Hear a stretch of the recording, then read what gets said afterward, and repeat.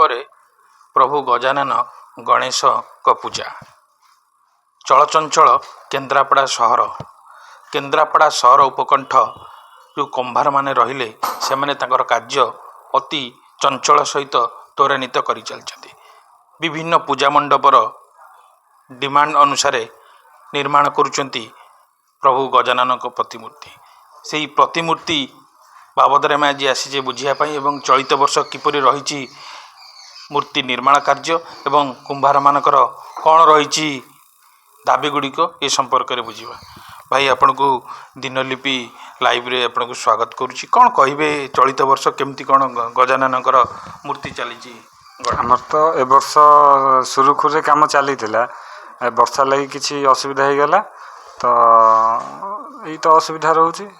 ଆଜ୍ଞା, ବର୍ତ୍ତମାନ କେମିତି କ'ଣ ମେଢ଼ ବର୍ତ୍ତମାନ ପୂର୍ବ ବର୍ଷ ଅପେକ୍ଷା ଚଳିତ ବର୍ଷ ଏ ବର୍ଷ କେମିତି କ'ଣ ନିର୍ମାଣ ଚାଲିଛି? ପୂର୍ବ ବର୍ଷ ଅପେକ୍ଷା ଏ ବର୍ଷ ବହୁତ ଠିକ୍ସେ କାମ ଚାଲିଛି ଆମର। ଆଉ ଯେଉଁ ପୂର୍ବ ବର୍ଷ ସବୁ ହେଉଥିଲା ମୂର୍ତ୍ତି ଗୁଡ଼ା ଗଢ଼ା ହେଉଥିଲା ବିଭିନ୍ନ ପୁରୁଣା ଷ୍ଟାଇଲରେ, ବର୍ତ୍ତମାନ ଯେଉଁ ଆମେ ଦେଖୁଛେ ନୂଆ ଷ୍ଟାଇଲରେ ଯେମିତି ଆପଣଙ୍କର ପଗଡ଼ି ବେଶ ହେଉ କି ଆପଣଙ୍କର ହାତ ଖୋଲା ହେଉ ବିଭିନ୍ନ ପ୍ରକାର ନୂତନ ଢାଞ୍ଚାରେ ଆପଣ ଏଇଗୁଡ଼ା ମୂର୍ତ୍ତି ନିର୍ମାଣ କରୁଛନ୍ତି, କ'ଣ କହିବେ? କ୍ଲବ୍ ତ ସବୁ ଏବେ ଚଏସ୍ କରୁଛନ୍ତି ଆମର ମହାରାଷ୍ଟ୍ର ଷ୍ଟାଇଲ୍ ମୂର୍ତ୍ତି, ତ ସେଥିପାଇଁ ଆମେ ମହାରାଷ୍ଟ୍ର ଷ୍ଟାଇଲ୍ ମୂର୍ତ୍ତି ତିଆରି କରିବାକୁ ଚେଷ୍ଟା କରୁଛୁ। ତାକୁ ବି ଆମେ ସେଇ ଟାଇପ୍ର କମ୍ପ୍ଲିଟ୍ କରୁଛୁ। କ୍ଲବ୍ ଯେଉଁ ଭଳିଆ ଡିମାଣ୍ଡ କରୁଛନ୍ତି ଆମେ ସେଇ ଟାଇପ୍ର କାମ ହିଁ କରୁଛୁ। କେନ୍ଦ୍ରାପଡ଼ାରେ ଇଏ ନୂଆ ନୂଆ ସର୍ବପୁରାତନ ଗଣେଶ ପୂଜା ଗଜାନନଙ୍କର ପୂଜା, ତେଣୁ ବିଭିନ୍ନ ସମୟରେ ମେଢ଼ମାନଙ୍କର ଯେଉଁ କ୍ଲବ୍ମାନଙ୍କର ଡିମାଣ୍ଡ ରହିଛି ବିଭିନ୍ନ ପ୍ରକାର ଉଚ୍ଚତା, ଯେମିତି ଆପଣଙ୍କର ଗଣେଶ ମୂର୍ତ୍ତି ଉଚ୍ଚତା ହେଉ କି ତା'ର ପ୍ରସ୍ତୁତି ହେଉ କି ତା'ର ସୌନ୍ଦର୍ଯ୍ୟ ହେଉ ଏ ସମ୍ପର୍କରେ ଅନେକ ତାଙ୍କର ଡିମାଣ୍ଡ, ଆପଣ ଡିମାଣ୍ଡ ପୁରା କରିପାରନ୍ତି? ନିଶ୍ଚିନ୍ତ, ଯିଏ ଯେଉଁ ହାଇଟ୍ର କହିବେ ଆମେ ସେଇ ହାଇଟ୍ର କରିବୁ, ଯାହା ଡିଜାଇନ୍ ଦେବେ ସେ ଡିଜାଇନ୍ କରିବୁ। ଆଉ ଆମର ଏଥର ହାଏଷ୍ଟ ରହିଛି 14 ଫୁଟ ମୂର୍ତ୍ତି ରହିଛି ହାଏଷ୍ଟ ଏଥର, ଆଉ ସେଇଟା ରହିଛି। ଆଉ ଯିଏ ଯେଉଁ ଡିଜାଇନ୍ ଦେଉଛନ୍ତି ଆମେ ସେଇ ଟାଇପ୍ର କାମ ହିଁ କରୁଛୁ। ଆମେ ଆସିବା ବର୍ତ୍ତମାନ ଯେଉଁ ମୂର୍ତ୍ତି ଆପଣ ନିର୍ମାଣ କରୁଛନ୍ତି ସେ ମୂର୍ତ୍ତି କେବେ କେତେ ଦର ଠାରୁ କେତେ ଦର ପର୍ଯ୍ୟନ୍ତ ଆପଣ କରୁଛନ୍ତି? ଆରମ୍ଭ କେବେ କେତେ ଦର ରହୁଛି ଆଉ କେତେ? ଆମର ତ ଆରମ୍ଭ 6-7 ହଜାର ରହୁଛି, ସିଏ 25, 30, 35 ଏଇଭଳିଆ ମୂର୍ତ୍ତିର ସବୁ ରେଟ୍ ରହୁଛି। ଯେମିତି ଯେଉଁ ଡିଜାଇନ୍ ରହୁଛି ସେ ଅନୁସାରେ ମୂଲ୍ୟ ତାର ରହୁଛି। ପୂର୍ବ ଅପେକ୍ଷା, କାରଣ ପୂର୍ବରୁ ଆପଣ ବିଭିନ୍ନ ପ୍ରକାର ଜିନିଷ କିଣୁଥିଲେ, କାରଣ ଏବେ ରେଟ୍ ବି ଆକାଶ ଛୁଆଁ ହେଲାଣି, କ୍ଲବ୍ ବି ସବୁ ଡିମାଣ୍ଡ କରୁଛନ୍ତି, କିନ୍ତୁ ଆପଣଙ୍କର ଯେଉଁ ରଙ୍ଗ କିଣିବାଠୁ ଆରମ୍ଭ କରି ହେଉ, ଯେଉଁମାନେ କାର୍ଯ୍ୟ କରୁଛନ୍ତି ସେମାନଙ୍କର ମଜୁରୀ ହେଉ କି ଆପଣଙ୍କର ମାଟି କିଣା ହେଉ କି ଆପଣଙ୍କର ନଡ଼ା କିଣା ହେଉ, ଏ ସମ୍ପର୍କରେ କ'ଣ ଅଧିକା ରେଟ୍ ହେଲାଣି ବୋଲି ରେଟ୍ ବଢ଼ୁଛି? ନିଶ୍ଚିନ୍ତ, ମାଟି ତ କିଣା ହେଉଛି, ନଡ଼ା ବି କିଣା ହେଉଛି। ନଡ଼ା ମାଗଣା ମିଳୁଥିଲା, ଏବେ ଗୋଟେ ନଡ଼ା ବିଡ଼ା 5 ଟଙ୍କା ହେଲାଣି। ଆଉ ରସିର ଡବଲ୍ ରେଟ୍ ହେଲାଣି। ଆଉ ଯେଉଁ ଅନୁସାରେ ପିଲାଙ୍କ ମଜୁରୀ ବି ଅଛି, ଯେଉଁ ଅନୁସାରେ ରେଟ୍ ପଡ଼ୁଛି ଆମେ ସେ ଅନୁସାରେ ରେଟ୍ କରି ନେବାକୁ ପଡ଼ୁଛି ଆମକୁ। ଆପଣ କେତେ ମେଢ଼ ଧରିଛନ୍ତି? ଏଇ ଯେଉଁ ମେଢ଼ ବର୍ତ୍ତମାନ ଚାଲିଛି କେତେ ମେଢ଼ କରୁଛନ୍ତି ବର୍ତ୍ତମାନ? ଆମର ଏବେ 20-22ଟା ମେଢ଼ ଅଛି। ଟାଉନ୍ ଆଉ ପଞ୍ଚାୟତ ମିଶେଇ 20-22ଟା ମେଢ଼ ରହିଛି। ପୂଜା ପୂର୍ବରୁ ଆପଣ ତାକୁ ଦେଇଦେବେ? ନିଶ୍ଚିନ୍ତ, ପୂଜା ପୂର୍ବରୁ ଗୋଟେ ଦିନ ପୂର୍ବରୁ ସବୁ କମ୍ପ୍ଲିଟ୍। କେତେ ଉଚ୍ଚତାର କରିଛନ୍ତି? ହାଏଷ୍ଟ ଏଥର ରହିଛି 14 ଫୁଟ। 14 ଫୁଟ। ତାର କ'ଣ ରହିଛି ଦାମ? ସିଏ ରହିଛି ଆମର 35ରୁ 40 ଭିତରେ।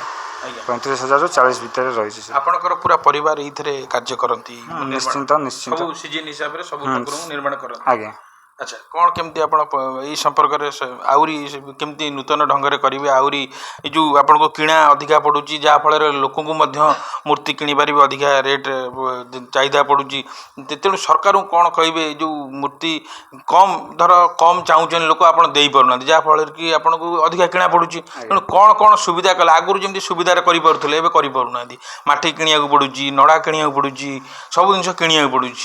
ଯଦି ମାଟି ଫାଟି ସରକାର ସୁବିଧାରେ ଯୋଗାଇ ଦିଅନ୍ତେ ତାହେଲେ ନିଶ୍ଚିତ ଭାବରେ ସୁବିଧା ହେବ। ସରକାର ତ ମାଟି ଯୋଗାଇ ପାରିବେ ନାହିଁ, ତ ଟାଉନ୍ ଉପରେ ମାନେ କାମ ହେଉଛି ମାନେ ନିଶ୍ଚିନ୍ତ ଟିକେ ଅଧିକା ରେଟ୍ ରହିବ, କାରଣ ମାଟି କିଣା ରହୁଛି, ମାଟି ଟ୍ରିପ୍ ରହିଯାଉଛି 1200ରୁ 1500 ଭିତରେ, ରସି ଡବଲ୍ ରେଟ୍, ଛଣ ବିଡ଼ିଆ ବି ଡବଲ୍ ରେଟ୍, ତ ଏହା ରହୁଛି। ଆଉ ଏଇ ବର୍ତ୍ତମାନ ଆଉ ମାତ୍ର ହାତରେ କେଇଟା ଦିନ ରହିଲା ପ୍ରଭୁଙ୍କ ପୂଜା, ତେଣୁ ଆପଣ ଏଇ ଯେଉଁ ଯେତିକି ମେଢ଼ ଧରିଛନ୍ତି ସବୁ ମେଢ଼ କମ୍ପ୍ଲିଟ୍ କରିଦେବେ ତା ପୂର୍ବରୁ? ଆଜ୍ଞା, 27 ତାରିଖ ପୂଜା, 26 ତାରିଖ ସୁଦ୍ଧା ଆମେ ସବୁ କମ୍ପ୍ଲିଟ୍ କରିଦେବୁ। କେତେ ବର୍ତ୍ତମାନ କେଉଁ ପର୍ଯ୍ୟାୟରେ ପହଞ୍ଚିଛି ଆପଣଙ୍କ ପୂଜା?